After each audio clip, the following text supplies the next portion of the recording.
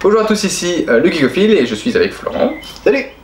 Et aujourd'hui on va donc se retrouver pour un petit rattrapage des films mars, avril, mai. Et ouais, ça fait quand même longtemps. Avec ce confinement, Voilà. on a été assez bloqués. C'est ça. On comptait faire une vidéo par mois. On était bon pour janvier, février. Et mars, dégringolade. Voilà. Donc il y a certains films qui sont sortis en mars, avril, mai. Donc sous plusieurs formats, les plateformes. Donc Netflix, Amazon, etc.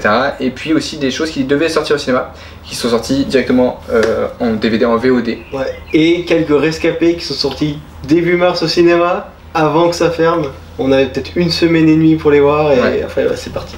Donc voilà, donc on va vous dire ce que nous, en fait, on a vu et qui nous plu. Et ce que nous a plu, ouais. Voilà. Et bien alors moi, en numéro 5, je vais parler d'un dessin animé DC Comics.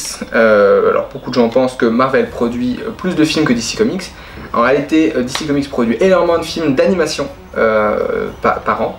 Qui sortent directement en DVD, voilà, ou en VOD. Et là, donc du coup, on a donc le film qui s'appelle Justice League Dark Apocalypse War. Donc c'est bien Apocalypse et pas Apocalypse, puisque Apocalypse c'est la planète d'origine de Darkseid, donc un grand méchant de l'univers DC. Et puis pour ceux qui ont vu Justice League, le méchant venait notamment de Apocalypse. Donc ici, très brièvement, c'est donc nos super-héros qui se disent « Ah zut, Darkseid a des plans pour détruire toutes les planètes une à une et il va certainement nous attaquer. Donc qu'est-ce qu'on fait? On va anticiper son attaque et donc ils vont réunir une équipe et vont attaquer Apocalypse. Sauf que Darkseid les attendait, il va donc totalement les éclater, il va tuer énormément de super-héros et il va exploiter quelques super-héros qui vont avoir un intérêt pour lui. Notamment il va utiliser Flash pour fabriquer l'énergie, etc. D'accord. Et exploiter les pouvoirs. Ouais, il va exploiter les pouvoirs. Notamment Cyborg, comme c'est un ordinateur, il va s'en servir comme intelligence artificielle, etc. Il va utiliser l'intelligence de Batman qui va en gros contrôler mentalement, etc., etc. Donc ici on a la bataille qui a eu lieu, qui a fait des ravages, et un certain John Constantine, qui faisait partie de l'équipe, s'est enfui de la bataille parce que du coup il voyait qu'ils étaient débordés. Et pris de panique, il s'est enfui en laissant notamment sa bien-aimée se faire tuer par les armées d'Apocalypse. Et du coup il va tomber donc dans l'alcool, etc. et se réfugier dans un bar et y vivre avec certains autres super-héros, super méchants, c'est un petit peu flou sur certains personnages. Et du coup, Superman, qui a survécu mais qui a été complètement muselé par le fait qu'on lui a inséré de la kryptonite dans le torse, va du coup venir chercher John Constantine quelques années après cette catastrophe et dire il faut qu'on a besoin de toi, c'est la seule solution pour qu'on puisse se battre contre Darkseid et retrouver la planète Terre. Et donc il va y avoir donc cette construction de comment ils vont venger leurs amis et comment ils vont essayer de se reconstruire. Donc un film en soi pas mal sur le scénario, qui est assez sympa à regarder. Pour ceux qui ne connaissent pas l'univers DC Comics, ça peut être alors c'est peut-être pas la meilleure entrée en termes de si vous ne connaissez pas, mais comme il y a tout un panel de films avec tout un panel en fait de liens entre les films animés du DC Universe animé, on va dire, vous pouvez regarder plusieurs films et du coup vous mettre dans tout un univers. C'est plutôt pas mal, ça se regarde assez bien. L'avantage c'est comme c'est un dessin animé et que c'est pas univers en fait officiel, ils peuvent tuer beaucoup de personnages et c'est vraiment plus libre. C'est beaucoup plus libre parce qu'il n'y a pas l'après qui doit être anticipé. Donc c'est ça qui fait que c'est un film sympa à regarder. Donc je peux conseiller pour ceux qui veulent découvrir un petit peu de Justice League, qui change un petit peu Justice League Live qui était très moyen. Ouais. Moi je suis assez profane dans l'histoire de films d'animation DC Comics. Alors je sais pas du tout comment ça se passe. Parce que tu vois, quand tu vois les films live, t'as un réel univers étendu, une espèce de continuité, tu finis ton film, tu fais tiens, quand vient le prochain, qu'on puisse continuer l'histoire. Mais est-ce que dans les films d'animation, il y a aussi une continuité de l'un à l'autre, ou est-ce que c'est plus centré sur le comics en disant tiens, il y a ce comics qui est sorti en 5 volumes, bam, on adapte tout en... Ouais. Ah bah alors là aussi, effectivement, il y a un lien qui se fait, notamment à la fin, il parle d'un autre film. Ils disent à un personnage, ah bah tiens, dans tel autre film, en gros, ils le disent pas dans tel autre film, mais dans tel événement, lorsqu'on a fait tel truc, il faut revenir à ce genre de à ce qu'on a fait là. Et du coup, effectivement, il y a une univers étendu entre les films, donc c'est pour ça que certains peuvent se regarder indépendamment, parce que c'est des histoires indépendantes, mais il y a quand même une continuité, un petit peu comme si on regardait Iron Man 1 et puis après Captain America 1, voilà, ils sont liés, mais pas liés totalement. Donc voilà, donc là c'est encore une fois un peu le même style. Et en termes d'animation? En termes d'animation, c'est, je dirais, correct, parce que pour moi c'est pas des grosses animations, c'est pas des animations folles. Je trouve que c'est parfois un peu saccadé sur le mouvement, mais bon, ça fait le taf par rapport au scénario, ça va bien, c'est fonctionnel. C'est fonctionnel, voilà, ça suffit pour que ce soit de bonne facture. Et ben moi, en numéro 5, j'ai mis un film qui était nommé à l'Oscar du meilleur film étranger et qui a fait un tabac dans son pays d'origine. C'est La Communion de Jan Komasa. Alors c'est un film polonais. L'histoire, c'est celle d'un jeune qui est en maison de correction et qui, à la fin de son séjour en maison de correction, doit rejoindre une Syrie pour continuer sa réadaptation au monde. Seulement, quand il était en maison de correction, ce jeune il s'est dit, bah tiens, j'ai découvert Dieu et ça me plairait bien d'être prêtre. Donc il entame des études pour devenir prêtre et juste avant la sortie, il dit, alors est-ce que je pourrais aller au séminaire maintenant que j'ai fini mon séjour en maison de correction? Et là, le directeur ou prêtre lui dit, bah non, ça va pas être possible pour toi, dommage. Et quand il sort de cette maison de correction, au lieu de rejoindre cette Syrie, il se dit bah non, je me barre. Et il se retrouve dans un tout petit village à côté. Et là, il se rend compte que le poste de prêtre est un peu vacant. Alors il se dit bah tiens, j'ai qu'à me faire passer pour prêtre, pour être le prêtre qui leur manquait. Donc il se dit oui, c'est bien moi que vous attendiez, je suis votre prêtre. Donc c'est un jeune qui va être complètement détonnant, mais finalement qui va plaire à cette communauté, qui se dit bah tiens, ça change et tout, il est jeune, il est fougueux, et il va être confronté à un drame qu'a subi le village. Alors je ne vais pas en révéler pour garder la surprise, mais on va avoir un développement de personnage qui va être très profond, très humain et très attachant. Alors c'est pas une comédie, c'est pas non plus un drame extrêmement lourd, c'est un peu une comédie dramatique, mais c'est très attachant et c'est très profond. Alors, moi, ça m'a rappelé certains films qui jouent un petit peu sur cet effet d'imposture, tiens, je prends ton rôle pour être prêtre.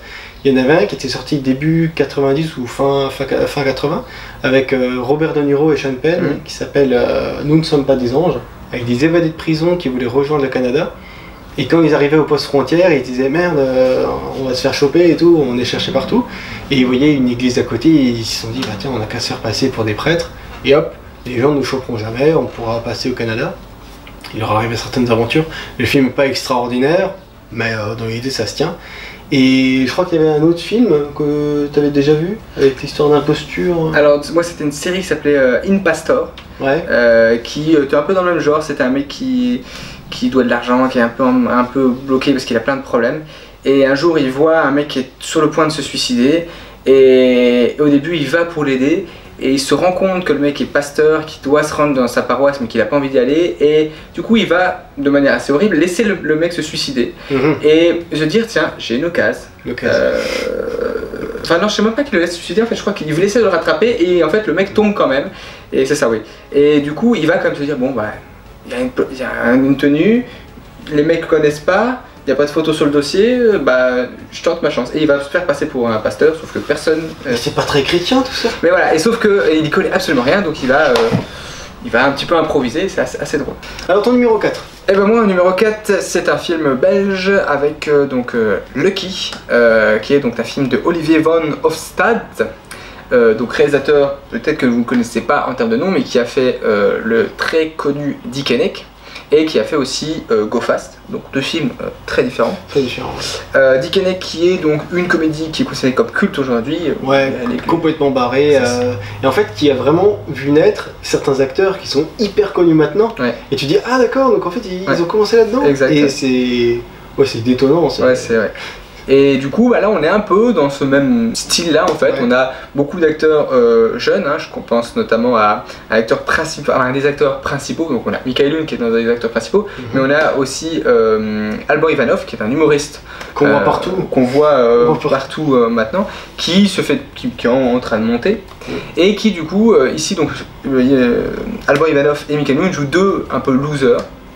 Michael Youn travaille dans un garage, il est endetté, tout ce qu'on veut, et l'autre, donc Alban Ivanov, il n'a pas beaucoup de métier, il n'a pas vraiment un métier, et il vient de perdre son chien. Donc son chien qui s'appelait Lucky, et il va aller donc avec sa copine à une présentation de chiens de police, avec ceux qui sont les chiens d'attaque, les chiens qui vont chercher la drogue, etc. Et il voit en off, en fait, en coulisses, que l'un des propriétaires d'un chien, d'un beagle, qui est un chien qui renifle la drogue, eh bien il n'est pas forcément hyper sympa avec son chien. Alors du coup il se dit tiens, je le laisserai pas avec lui et je piquerai bien son chien, et en plus de ça il y a moyen de se faire de l'argent. Effectivement, ils vont donc voler le chien, et Michael Youn et Alban Ivanov vont se retrouver à retrouver une quantité de drogue mais assez impressionnante, en fait, hein. Ils piquent de la drogue, en fait, à un cartel, sauf qu'ils sont très embêtés parce que du coup ils ne savent pas comment refourguer cette drogue sans se faire cramer, et du coup ils vont devoir faire appel à un troisième personnage joué par Florence Foresti, qui est une flic véreuse, hein, ripou, un petit peu comme elle faisait dans Dick Henneck, hein, le flic un peu en fait, ce qui est marrant, pour revenir sur Florence Foresti, quand tu regardes l'affiche de Dick Henneck, tu vois Florence Foresti au milieu avec un flingue, avec un air un peu patibulaire. Et quand tu regardes l'affiche de Lucky, elle a exactement la même pose. Ouais. Je me suis même demandé si c'était pas un personnage qui univers étendu. Bon, le personnage c'est différent au final du flic, parce que en fait on voit pas les mêmes aspects, mais ça pourrait être le même personnage. C'est vrai que... Mais voilà, donc film assez drôle. C'est pas non plus le truc fandard qui te fait éclater de rire, mais je trouve que c'est très frais, ça se regarde bien. Ça vaut pas le Dick Henneck, hein, on va dire, qui est devenu culte aujourd'hui, mais ça se regarde très bien et c'est assez cool. Même pour l'histoire, elle est assez marrante. Il y a plein de caméos de personnes connues ou plus ou moins connues, et donc du coup c'est assez sympa à regarder. Alors moi en numéro 4, j'ai mis Vivarium de Lorcan Finnegan. C'est un réalisateur irlandais, je crois, qui s'est spécialisé dans les fables de science-fiction. Alors celui-là c'est le premier que je vois de lui, donc c'est un film qui est assez mal aimé, parce que c'est pas un film de science-fiction habituel. C'est pas un film de science-fiction où tu vas suivre des personnages qui vont confronter à des situations, et à la fin ils vont avoir soit une révélation, soit s'en sortir, soit avoir un méchant à battre, etc. Là c'est vraiment un film métaphore. Genre on veut parler d'un sujet, là on parle de la crise du couple, qu'est-ce qu'on attend d'un couple, seulement c'est mis dans un univers de science-fiction. Donc c'est une fable qui va jouer sur la métaphore. Et ça c'est forcément, peut-être, je mets des guillemets, difficile d'accès. Alors forcément ça divise. Moi j'ai adoré parce que c'est un film qui est profond. L'histoire elle est toute simple. C'est deux jeunes, donc il y en a un qui est joué par Jesse Eisenberg et sa copine Imogen Pott. Ils vivent dans une ville comme ça et ils se disent bah tiens, on aimerait bien aussi avoir notre propre foyer pour pouvoir se marier, avoir des enfants. Donc ils vont dans une agence immobilière et le gars de l'agence leur dit suivez-moi, je vais vous montrer votre nouvelle maison. Alors ils disent oh, tiens bon, pourquoi pas, on verra bien ce que ça donne. Et quand ils arrivent sur place, ils voient des milliers de maisons, toutes identiques, avec un toit vert, criard, le petit jardin. Voilà, vraiment, t'as l'impression d'être dans les Sims, tu vois, truc copier-coller. Et du coup, ils visitent ça, ils disent oui, ça a l'air fonctionnel. Et quand ils veulent parler avec l'agent immobilier, le gars s'est barré. Je dis, bah, je comprends pas, on était tout seuls. Alors ils prennent leur voiture et ils essayent de le rattraper. Et ils se rendent compte qu'en fait, ils sont bloqués dans cette banlieue gigantesque où tout se ressemble. Et ils arrivent à leur maison et ils disent mais qu'est-ce qui se passe, c'est impossible, on devrait pouvoir s'échapper de là. Et ils se rendent compte qu'en fait, ils pourront pas s'échapper tant qu'ils n'auront pas élevé un enfant qu'ils trouvent dans un carton. Là, il y a un petit mot qui est marqué « Élevez cet enfant, vous serez libérés ». Et tout le film se base là-dessus. Ils commencent à élever l'enfant, ils commencent à essayer de chercher un but dans leur vie, Et c'est là que tu vois la métaphore avec qu'est-ce qu'on attend de toi quand tu es un couple. Est-ce que tu cherches à être comme les autres? Est-ce que tu cherches une espèce d'échappatoire? Le gars par exemple va essayer de trouver une sortie en commençant à creuser dans son jardin. Et tu te rends compte au fur et à mesure que ça devient un peu un travail pour lui. Le matin il se lève et il continue de creuser. Mais t'as pas l'impression qu'il cherche une sortie, t'as plutôt l'impression qu'il essaie de trouver un peu un sens à sa vie. Donc sa femme lui fait non mais arrête de creuser, ça sert à rien, tu veux bien que ça mène à rien. Et lui il fait non laisse-moi creuser, c'est mon kiff.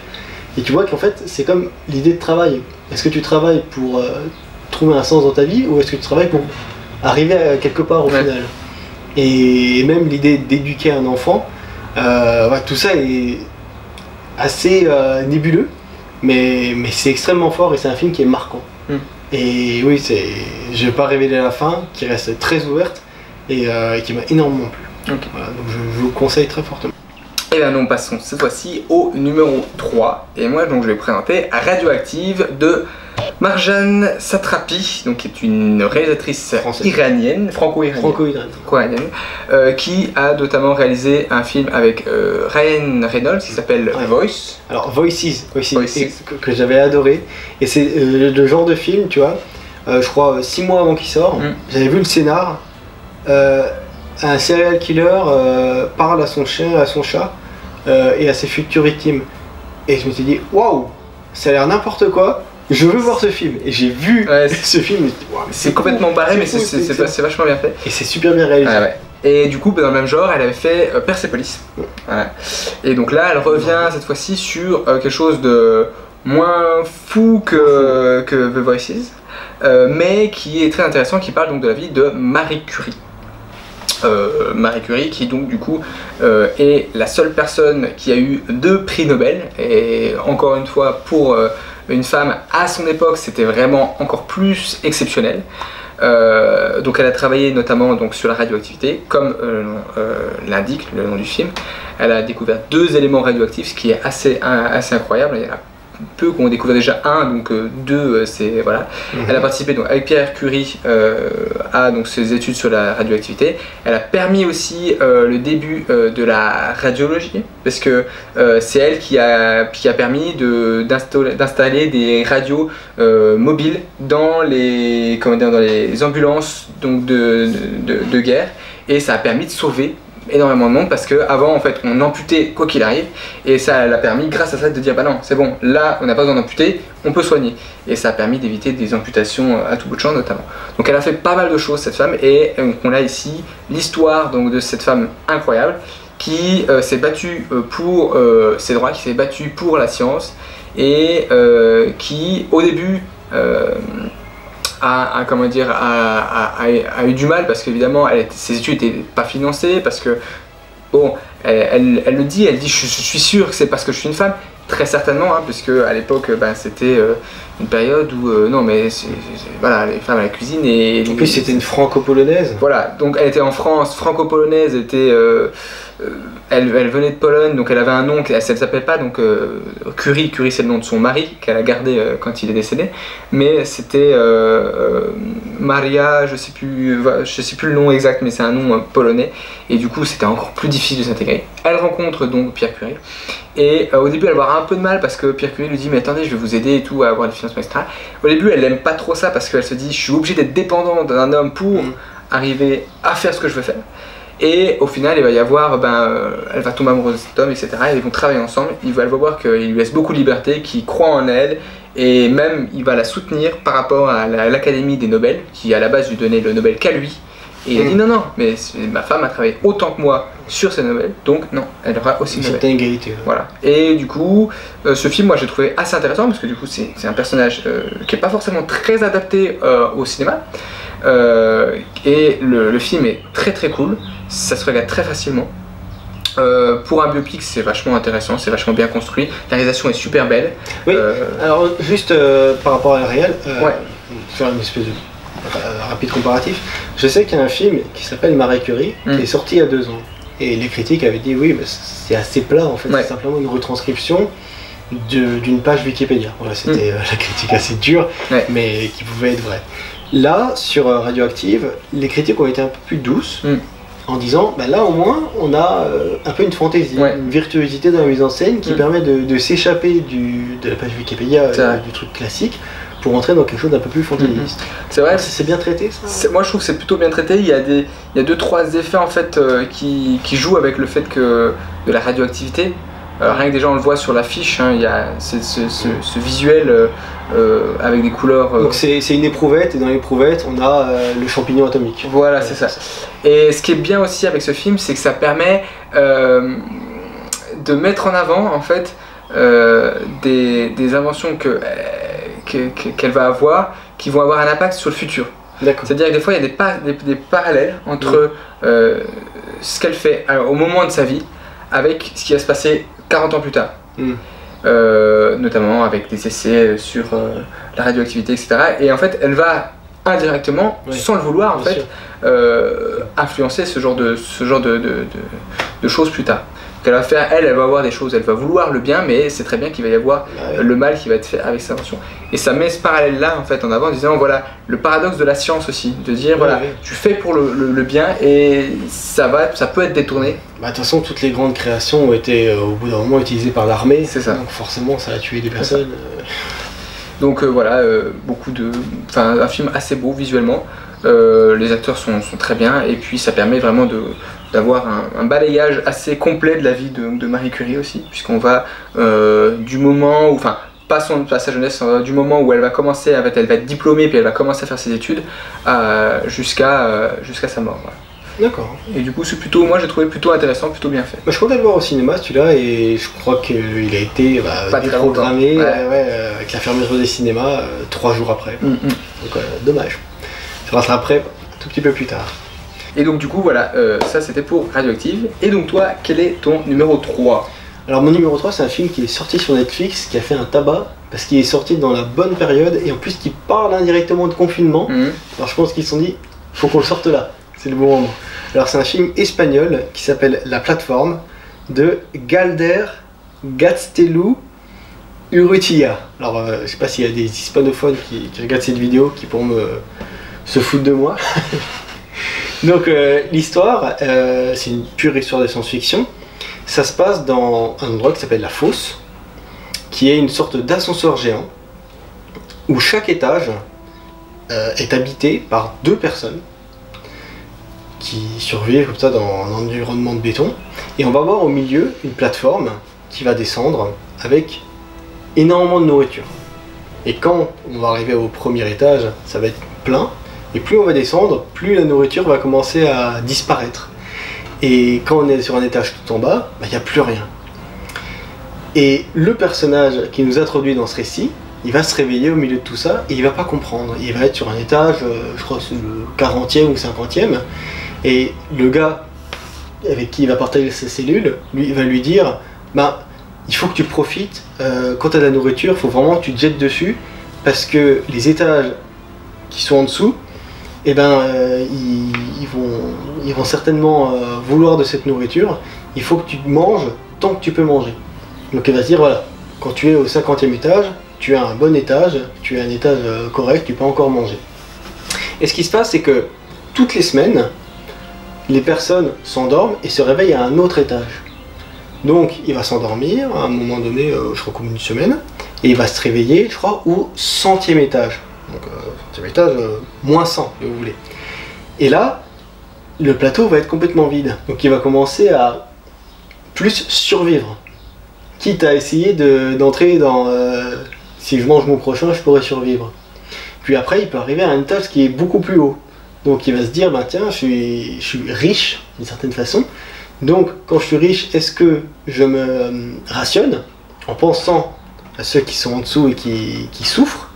Ou est-ce que je me dis, j'ai de la chance, je peux manger, donc je vais me gaver, histoire de tenir. Donc tu te rends vite compte, et je pense que tu t'en rends compte aussi, que c'est une métaphore sur notre société, sur les puissants, sur le tiers-monde, sur qu'est-ce qu'on fait si on sait d'où on vient. Si on vient de la rue et qu'on devient riche, est-ce qu'on est plus raisonnable. Et tout le film est basé là-dessus. Alors c'est assez délirant, je trouve ça très brillant. Et ce qui est intéressant, c'est que le personnage principal, c'est vraiment un peu le Candide qui découvre. Et il va rencontrer des gens à différents étages, parce qu'il change de colocataire à chaque fois. Et eux, ils vont avoir à chaque fois une vision différente. Il y en a qui vont se dire, bah, écoute, moi je viens d'une certaine société, je vais essayer d'éduquer les autres en disant aux gens d'en haut, ne mangez que le plat qui vous plaît. Ou en disant à ceux d'en bas, ne mangez pas trop, pensez à ceux qui viennent après. Donc tu as une espèce de moralisation qui marche pas forcément. Tu as d'autres qui vont dire, bah non, il faut manger tant que tu peux, il faut tuer si tu veux pas être tué. Et plus tu descends dans les étages, plus tu te rends compte un peu de, comment dire, de l'horreur humaine. Et ça tourne un petit peu en métaphore. Alors la fin a été très commentée, très décriée, parce que ça laisse une espèce d'ouverture. Eh bien, c'est pas le but ici de parler de la fin. Là, on est là pour conseiller des films. Mais en termes d'écriture, c'est vraiment brillant. Après, en termes de réal, c'est assez simple. Ça rappelle évidemment des films comme Cube, avec des gens qui se réveillent dans toute une série de cubes et qui se demandent pourquoi ils sont là, qui vont être amenés à être confrontés à des pièges. Voilà, tu vas aussi avoir un développement de personnages comme ça, de survie. Là, le seul vrai reproche que je peux donner à la plateforme, c'est que en fait, on va donner une espèce d'origine. On va dire qu'en fait, il y a une société, que les gens sont pas là par hasard. Donc ça casse un peu le mystère qu'ils auraient pu garder. Voilà, c'est le seul réel reproche que je peux donner. Mais sinon, les acteurs jouent très bien. Il y a des métaphores qui sont assez profondes, des dialogues qui sont assez intéressants sur notre société. Et oui, c'est le genre de film qui fait réfléchir et que je conseille totalement. Ok, c'est bon à savoir. Du coup, j'essaie de le rattraper celui-là. Et toi, Axel, ton numéro 2?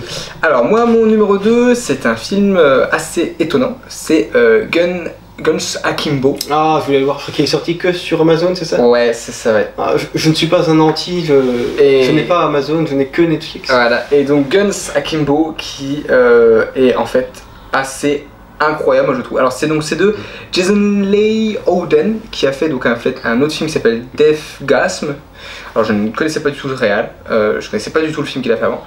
Mais là en fait, là c'est un truc, moi j'adore, en fait, je sais que je comprends que ça puisse pas plaire à tout le monde, mais c'est un gros délire, et ils vont au bout du truc, ils vont au bout du délire.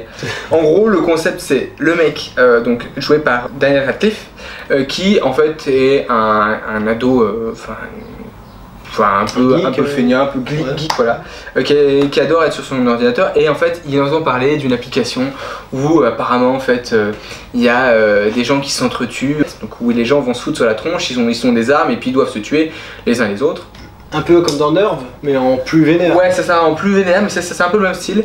Et là du coup il se dit oh c'est une connerie, et il va s'amuser à aller sur l'interface, et il va insulter un petit peu les gens, il va faire un petit peu son geek qui aime bien faire chier les gens, son troll, il va aller faire son troll, sauf qu'en fait il va se réveiller avec, il va se faire assommer, il va se faire réveiller, et il aura en fait 2 flingues sur chaque main, mais en fait il peut même pas les enlever parce qu'il va être vraiment, ils vont lui avoir cloué les armes sur les mains. Et donc il va se retrouver très emmerdé parce que déjà, pas se pouvoir servir de ses mains, donc rien que pour utiliser son téléphone, pour ouvrir les poignets, donc ça va amener des situations comiques. Et c'est difficile de passer pour un innocent. Au début paniqué évidemment, il sort dans la rue, il va voir les flics en disant « Excusez-moi, j'ai un souci ». Évidemment les flics le voient avec 2 flingues dans les mains, commencent à le pointer du film. Non mais voilà, ils vont lâcher tes armes et il peut pas, donc il va être obligé de fuir, etc. Et il va se retrouver face à la boss du jeu qui est là depuis et qui a tué des dizaines et des dizaines de personnes parce que c'était une très bonne joueuse, et puis apparemment pour s'en sortir par rapport à ce qu'elle devait à une mafia ou des trucs comme ça, elle doit tuer des gens pour ce jeu. Et donc du coup on va se retrouver à elle qui est vraie tueuse en série face à lui qui est un geek qui n'a jamais utilisé de flingue de sa vie. Et il va avoir un compte de balles, et donc il sait qu'il a, je sais plus, genre 25 balles dans chaque flingue, et il va partir là-dessus. Donc c'est un gros délire de jeu vidéo. Gros délire de jeu vidéo, et le montage est hyper énergique, il y a des scènes qui sont vraiment incroyables dans je trouve dans la réelle, en fait c'est très, ça peut pas être fouillis, mais en fait je trouve que c'est super bien fait, c'est hyper cuté, moi je trouve... Il y a des idées quoi. Voilà, franchement j'ai trouvé que les idées étaient assez originales. ça marche super bien. Daniel Radcliffe est trop drôle là-dedans. Moi franchement j'ai bien aimé le délire. Il y a 2-3 trucs qui sont plutôt prévisibles, mais en fait t'es tellement bien dans le truc, t'es tellement dans le mood du film qu'au final c'est pas gênant plus que ça. Moi je trouve qu'un film qui te met bien dans l'ambiance, ça peut... Je sais pas si t'avais vu le film Ultimate Game avec Gerard Butler. Non, donc je trouve vraiment pas exceptionnel. Non, celui-là j'avais pas vu. Là aussi t'avais du coup dans un jeu vidéo des personnages qui devaient s'entretuer, et en fait le gars prenait conscience qui faisait partie d'un jeu vidéo. Et il disait mais pourquoi est-ce que je dois recommencer tout le temps, tuer des gens? Puis après tu comprenais qu'il y a des gens qui essaient de les manipuler et de les contrôler. Après il y a un petit côté un petit peu Black Mirror, je sais pas si vous avez vu, il y a un épisode de Black Mirror qui fait où il y a un mec qui est manipulé par son téléphone, il doit faire tel truc. Là c'est juste, on lui dit bah tu dois tuer à telle personne et ça part en vrille totale. Donc un délire généreux quoi. Voilà, franchement si c'est bien mené. Moi je trouve que c'est très bien. Et toi du coup, quel est ton numéro 2? Alors mon numéro 2 c'est un film Netflix.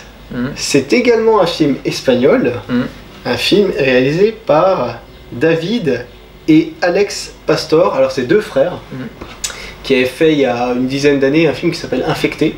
Ouais. Avec du coup c'était un road trip. Bon, c'était pas des zombies, c'était des infectés. C'était assez simple. Moi ça m'avait bien plu. Ouais. Et là ils reviennent cette année avec un film qui s'appelle Chez moi, donc qui se passe en Espagne. Et c'est le genre de film que j'adore. C'est les délires du style, on suit le méchant et on espère que le méchant gagne. Tu sais, t'es devant le film comme ça.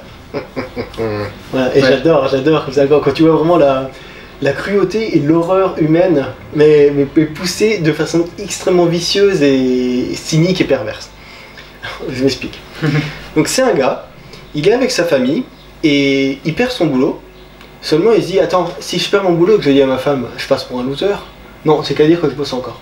Et là il s'apprête à déménager, donc il quitte leur logement pour s'installer ailleurs. Et là, il garde la clé, sans le vouloir, il garde la clé de son ancien logement. Donc là, il refait un peu sa vie en déménageant, sans dire toujours à sa femme qu'il a quitté son boulot. Et puis un jour, il se dit, tiens, j'aimerais bien revenir chez moi. Et quand il revient chez lui, donc dans son ancien chez lui, il voit la famille qui s'est installée. Donc il y a un gars qui a l'air de travailler dans les assurances et de réussir tout ce qu'il fait.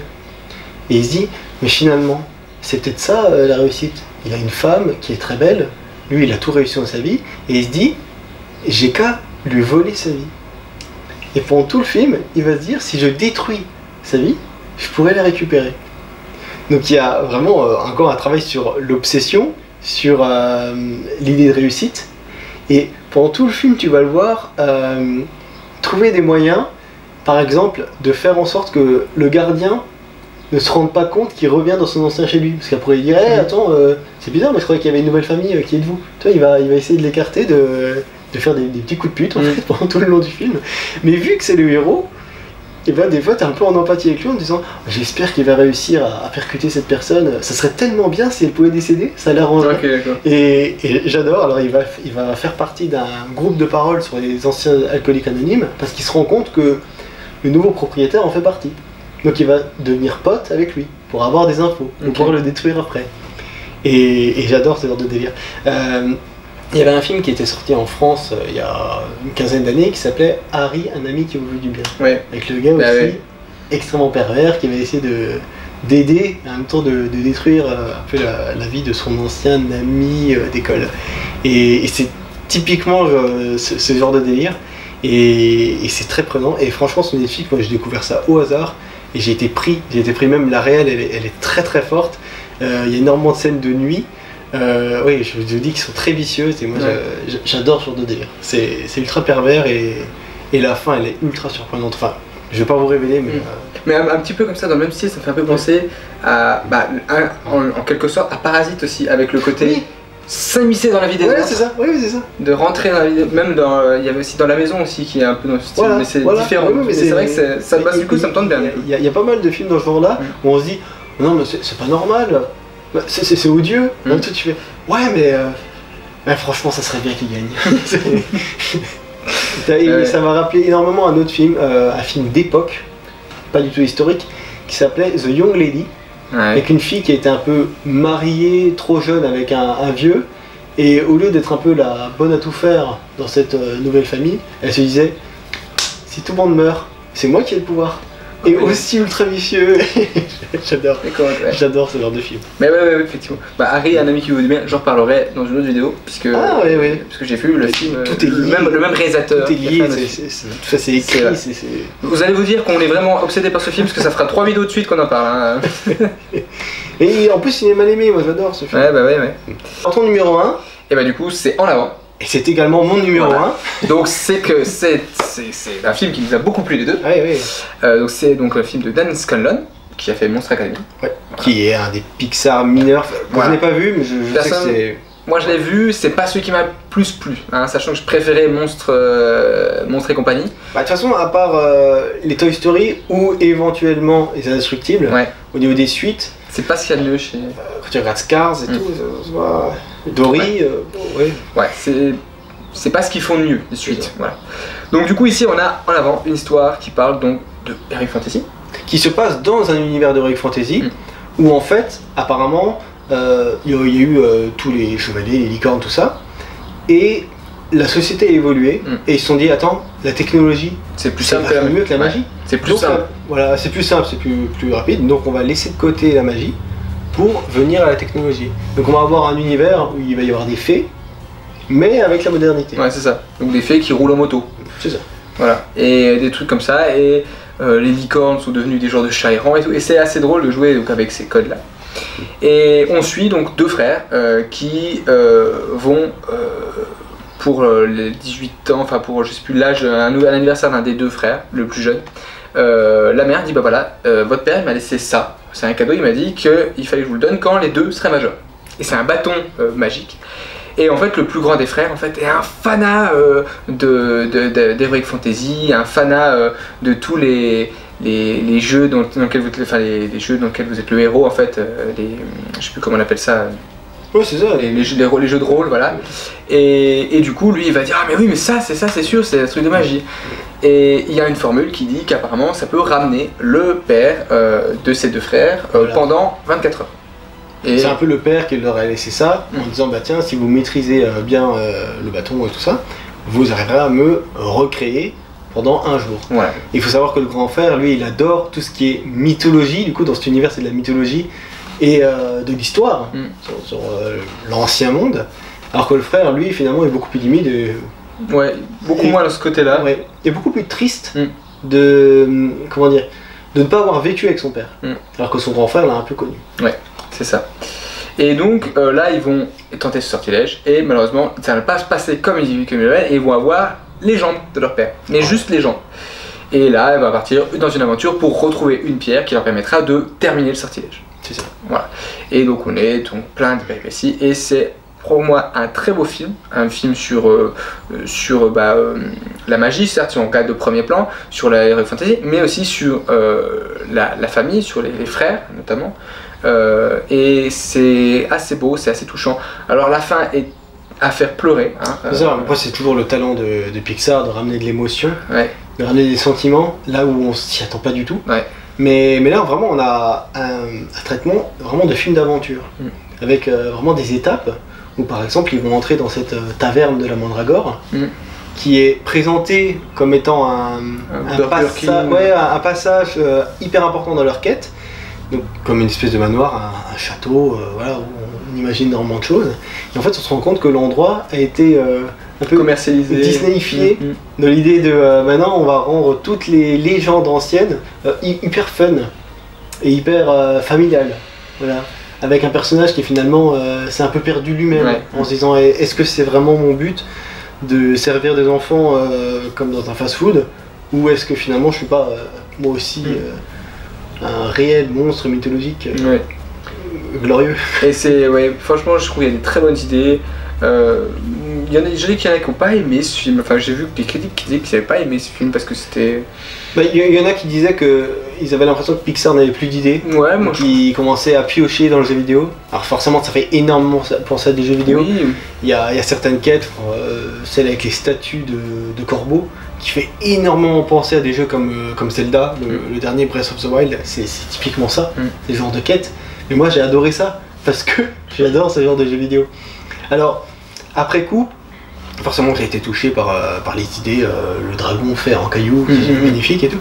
Mais c'est vrai que je me dis, est-ce que je le mettrais dans le top 10 des Pixar? Peut-être pas. Oui, peut-être pas. Mais ça fait partie des bonnes cultes. Bah, dans les bonnes sorties, du moins dans les bonnes sorties de début d'année, ça fait partie des bons films de ce début d'année. Dans les Pixar, pour moi, ça fait partie du haut du panier. Ouais, c'est plutôt. Mais en fait, c'est vrai que moi je comprends pas le reproche qu'on fait de dire ouais, ça pioche dans les jeux vidéo.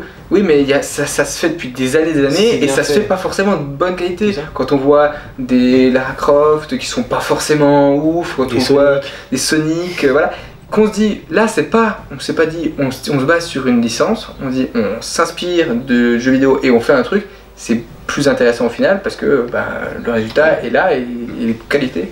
Puis le propos il se tient. Le propos il se tient. Même par rapport au père, par rapport à l'absence, à comment est-ce qu'on essaie de combler tout ça, qu'est-ce qu'on cherche vraiment. Et ouais, et puis le personnage de la mère est hyper intéressant. Oui, parce que c'est pas genre oh mes enfants ils sont partis, oh là là qu'est-ce qu'il va devenir, j'espère qu'il va bientôt revenir. Non, c'est vraiment la mère qui se dit je vais agir. Je vais vraiment moi aussi partir à l'aventure. C'est vrai que souvent dans le cinéma on va dire classique on voit la mère un peu passive, ce qui est dommage. Et là vraiment comme elle est toute seule, que c'est ses gamins, elle va se. C'est l'aventure parallèle. Elle va, voilà. Et ça va être super bien fait je trouve.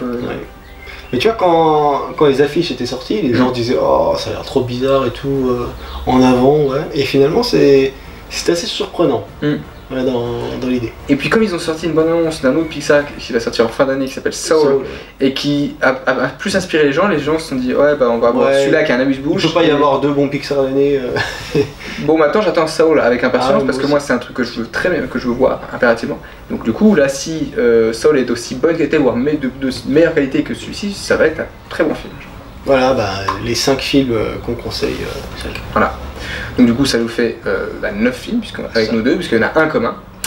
Et donc du coup on va se retrouver donc pour une autre vidéo où ce sera des rattrapages mais de films plus anciens. Pour ma part c'est principalement ancien ou très ancien. Voilà, moi c'est plus du ancien dans le sens où c'est du 2019 parce que c'est du rattrapage César que j'ai fait. Et Florent lui il a fait des. Moi c'est vraiment des découvertes de chaque décennie, vous allez voir. Donc du coup on se redit à très vite. Finité. Incantate.